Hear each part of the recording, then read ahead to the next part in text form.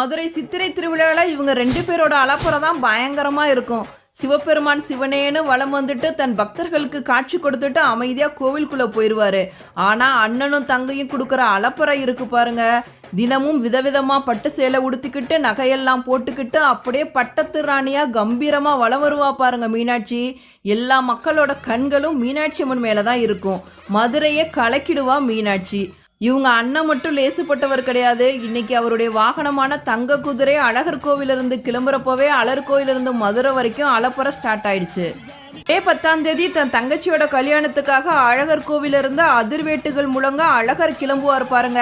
மதுரை மக்கள் எல்லாம் தன் வீட்டில இருந்து கிளம்ப ஆரம்பிச்சிருவாங்க அழகரை பார்க்கறதுக்காக.